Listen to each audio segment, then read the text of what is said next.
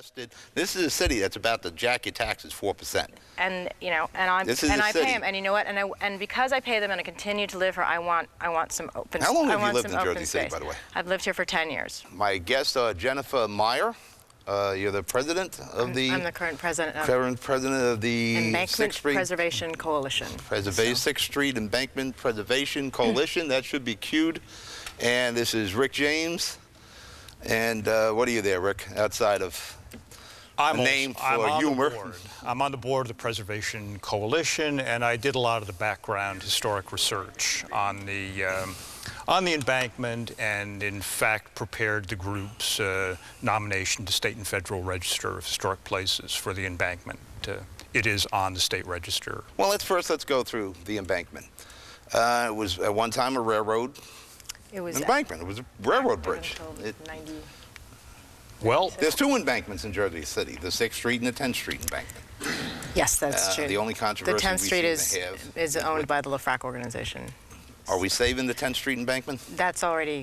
They already own that. Our group formed in 1998. We met as a group of citizens in response to the then Schindler administration's plan to also blight 6th Street and tear down the embankment to build housing at that time.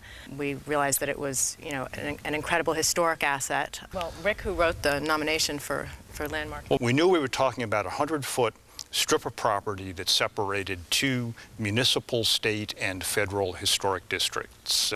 What happens to this strip that was seemingly left out of what was really one historic fabric of the downtown that ran from Newark Avenue up to 10th Street? So I think a lot of us were very, very concerned about this sensitive strip, and we also knew that we didn't really like the way Conrail was managing the rail line, either when it was active, and I go back to the days when they actually had trains fairly often there, or when it was abandoned and 7 bridges over 7 dark alleys, in essence, that you had to walk under all of the bridges to get from Horseman's Cove to Hamilton Park. A lot of people use Jersey Avenue or Erie to walk home at night, walk to work during the day, and it was, there was garbage, there were people squatting there. I think, and when we use the word abandonment just then, it went out of use. So maybe trying to answer your question, there were lots of opinions about that half-mile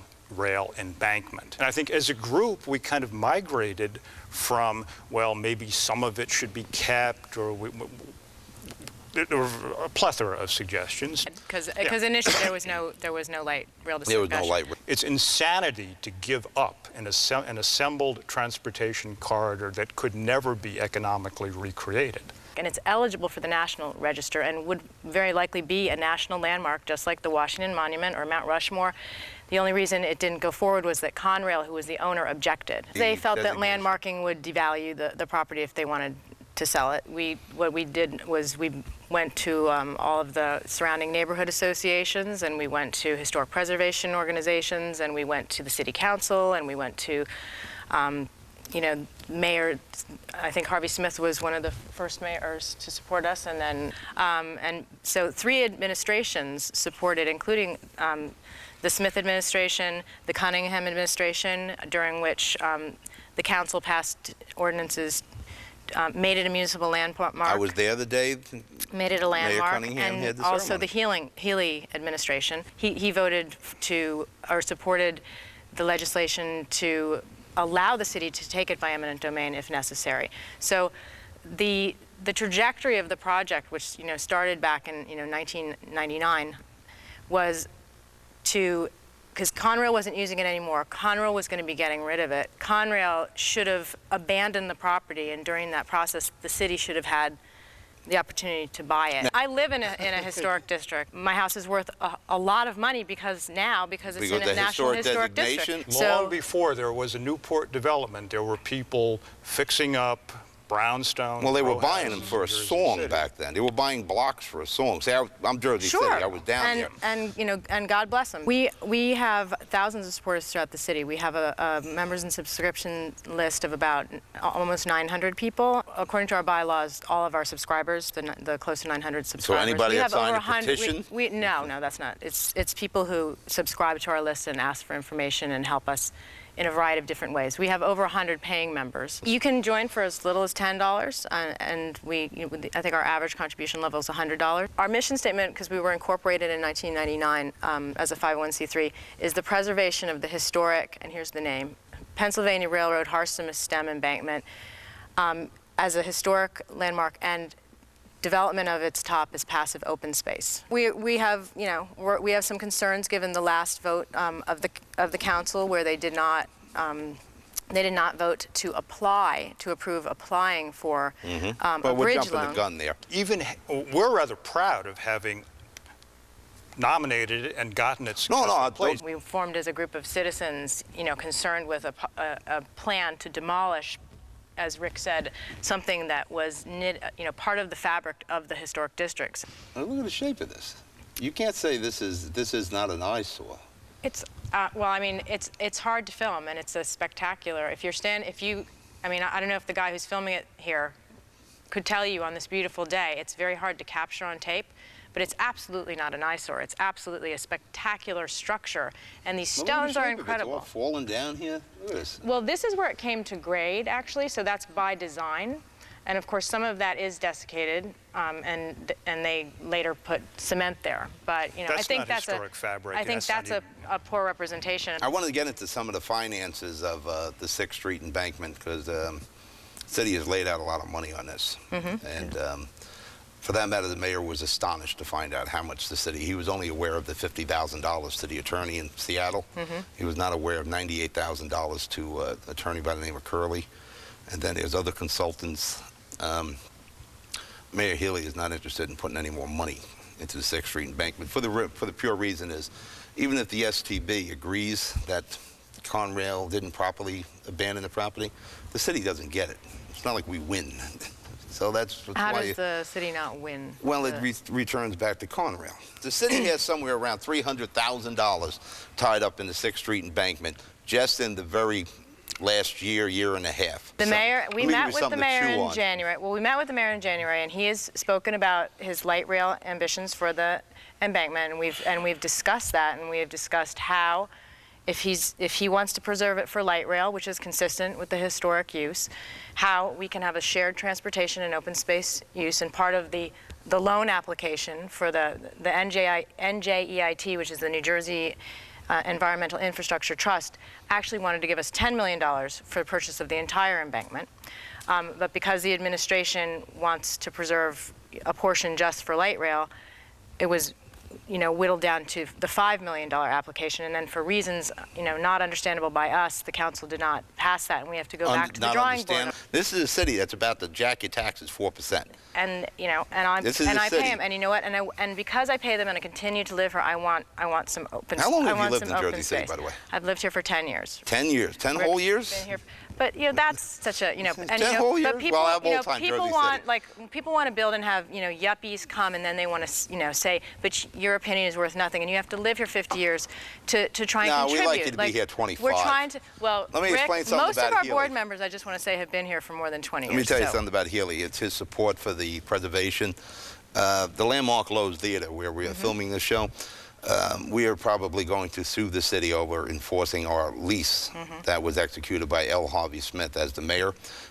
Jeremiah Healy was the author of many parts of that lease. He was on the committee. So let me give you this saying. You'll probably hear this. That was then, this is now. And keep that one. You may want to use that as a little sticker for the embankment. And we understand that we wouldn't be, we're here because there was all this momentum. I mean, funds. Something that we've done over the years is identify funds, identify historic sites. Have you gotten any of the funds? There's $3.2 million in $1.6 million in a safety lieu transportation earmark that then Representative, now Senator Menendez, helped get. So it's sitting somewhere, or is it? And the city needs to pull the trigger, the last step to get that money. How do they pull the trigger? I don't know the technicalities, but there's paperwork that needs to be finished. There's also a $1.6 million now, was that money for Green open Acres space? Fund. It's for the embankment. It's for acquisition of the embankment. So we have $3.2 million, 1.6 from Green Acres, 1.6 from the Safe TLU, which we've had since 2005, and we've got to finish the paperwork to have it there. We've got a $500,000 pledge. You don't use this money, you lose it. That's right. And there's a $500,000 pledge. And our point is that the city needs to follow through. In the best case scenario, we're not specialists in this area, but in the best case scenario, when the STB rules, if they rule that it reverts, that the property reverts back to Conrail, and that the city has another crack at it for what Mr. Hyman paid for it, which was $3 million. Well, it's not going to be $3 million anymore. Well, we don't know. Again. We don't know. But the city had 3 cracks at it. Why would Actually, it be the city appraised had 4. again? Because when Hyman bought it was almost 3 years ago. Don't you think the property values went up in 3 years? You think Well, how do you appraise Conrail's the going to turn railroad around and say, don't worry, it's worth $6 million, I'll give it to you for 3? We're saying best case scenario is that they should get it. If there was foul, then they should get it for the offered price then. Why should the city pay more if they were deprived of their right? Well, there's no foul between Conrail and Hyman. The city got No. involved. We're talking about, there's no... But here's your problem. The mayor doesn't want to park. The city council has turned down... The mayor tells us that he wants a park as long as he has light rail. Actually, he was quoted in the paper of saying he is the mayor... I hope he was misquoted. He's the mayor of the city of 245,000 people, not the mayor of 500. And that was a quote attributed to the 6th Street embankment about being a park. That can be invoked as an argument. But here's the facts of life. You can say that for anything. Here's the facts. It's fairly simple. He doesn't want to park. The city council has turned down the opportunity even to fill out an application.